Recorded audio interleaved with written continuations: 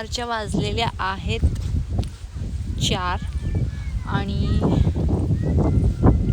मी चाललेली आहे विहानचं ॲडमिशन करायला, नर्सरीचं. माझी अजून बरीच कामं होती, त्याच्यामुळे म्हटलं दुपारनंतरच जावं. परत डबल नको वाटतं जायला उन्हाचं. आता पण ऊन आहे आणि सकाळी 9च्या पुढं तर ऊन जास्तच पडतंय. म्हटलं ठीक आहे, एकाच टाईमला सगळी कामं करून घ्यावी.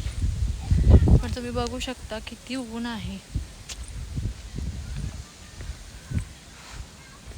अजून भाजी वगैरे आणायची होती, दुसरी कामं आहेत. म्हटलं सगळी कामं एका टाईमला होती, म्हणून म्हटलं दुपारीच जावं. पण एवढं ऊन आहे, बाप रे. विहानला ठेवलंय त्याच्या माऊकडे, म्हणजे माझ्या मैत्रिणीकडे, मनीषाकडे.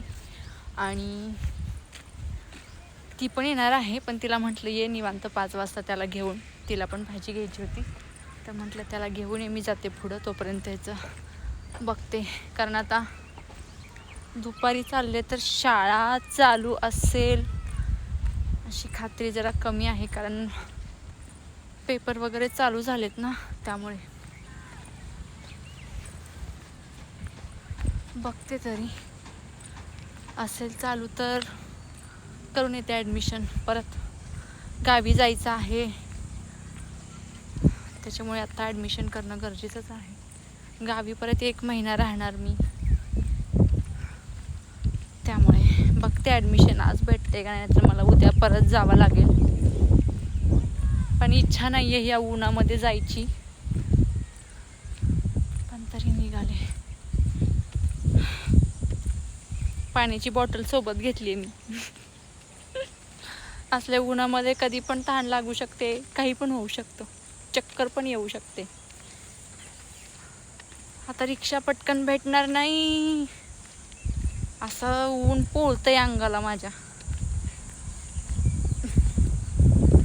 तर फ्रेंड्स,